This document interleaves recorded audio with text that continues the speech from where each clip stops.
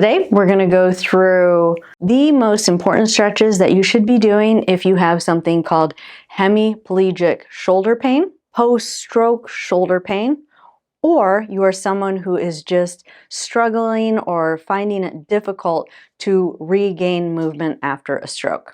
If you're new to this channel, I'm Tara, I'm a neurologic physical therapist, and on this channel we talk about anything and everything related to mobility, health, fitness, and mindset, with the end goal of empowering you with as many tools as possible to live an overall more active, more mobile, pain-free, happier, healthier life. And with all that said, restoring shoulder movement is a huge goal for 99.99999% of the patients I see in person and those of you that leave comments on this channel. And some of the things that interfere with restoring normal arm movement are post-stroke shoulder pain and hemiplegic shoulder pain. And those two conditions are a result of either immobility, meaning that the arm didn't move for a while and so now you have pain, or now those muscles are weak and so they don't allow you to move in that direction, or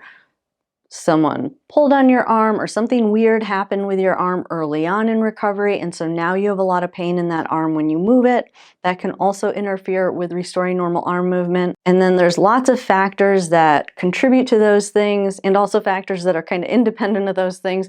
But some of the things that I talk about a lot on this channel are spasticity, which will also interfere with movement and can also lead to pain, and soft tissue restrictions, meaning that your soft tissue structures have just lost the tolerance to being lengthened, and therefore it has interfered with normal arm movement. And depending on where your stroke was and how long you were in the hospital and the severity of your stroke, there's a lot of factors that go into kind of what muscles or soft tissue structures are going to be the most restricted. Something that is extremely important to either preventing pain or preventing an arm that's not moving, preventing it from regaining movement further on down the road, is stretching. Stretch, stretch, stretch every single day, 7 days a week, in my opinion, is the best way to set yourself up for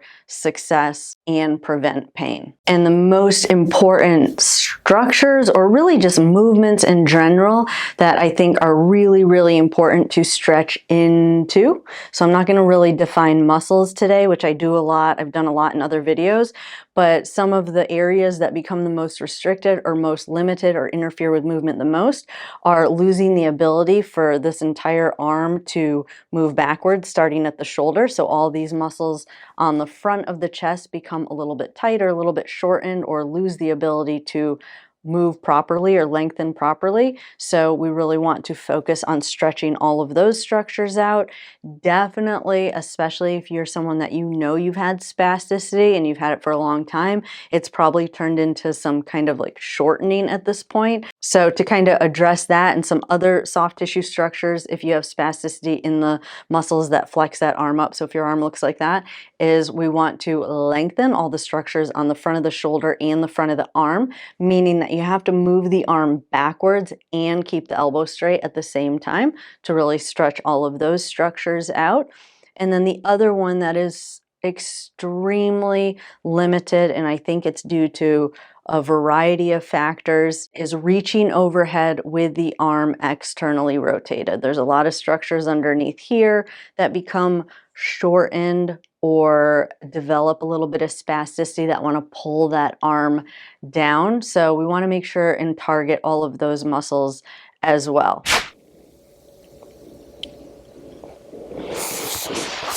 So this first stretch is, again, stretching all those structures on the front of the shoulder. I showed you just now, I showed you the more advanced version. What we're basically just trying to do is just stretch out, again, all the structures on the front of the shoulder and the front of the arm. So that's where you should really feel this stretch. I'm going to show you two variations. Again, one's a little bit more advanced. If you have pretty good motion in your shoulder, you would do the more advanced version, and if you can't tolerate that, I'll also show you an easier version. So again, stretching arm out to the side, Then you're just going to bring your foot across your body. And again, you should feel that on the front of the shoulder that's on the mat. If you can't do that, then you can keep your arm out and you can just roll to the side. So you want to do that with your arms straight. And then remember, I also mentioned that external rotation component. So you also want to do it with your arm bent. That will emphasize that external rotation a little bit more. This one's a little bit harder. So for a lot of you, you might only be able to roll a little bit to your side.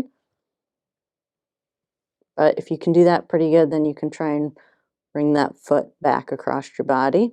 And again, you'll feel that all on the front of the shoulder. So now we're working that shoulder extension or bringing it back with the arm externally rotated. So what you want is you want your palm facing down. You don't want it rotated in and palm facing up. Remember, we're really trying to emphasize that external rotation with all of these stretches that we're doing. So palm facing down. If you are someone that has hemiparesis, I do think it's a little bit easier to slide down. Then you don't have to reach your arm back. And then again, you'll feel that all along the front of the arm and the front of the shoulder.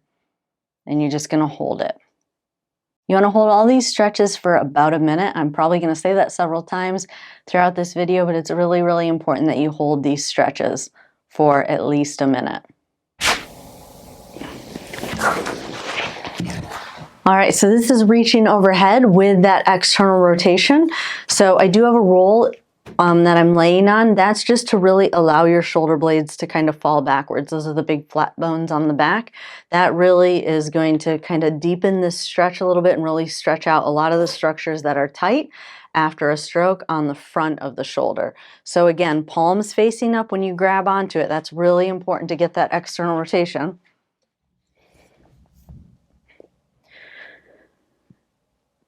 And then just letting those hands or letting that dowel just kind of fall behind you. And again, you want to hold it at least a minute.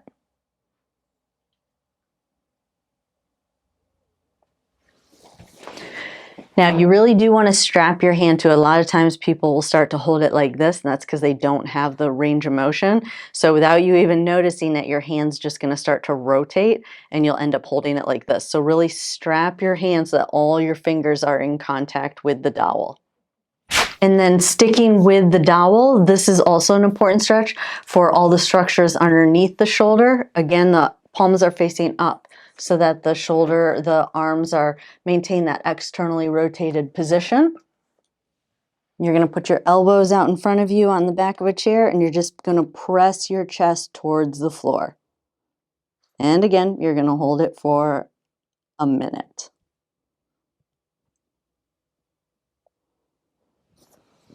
Again, really, really important that your arms are externally rotated, so palms facing up, and that your elbows are bent. A lot of times when certain structures are tight in the arm, you'll have a tendency to want to straighten your arms out, so make sure your arms are bent for this one.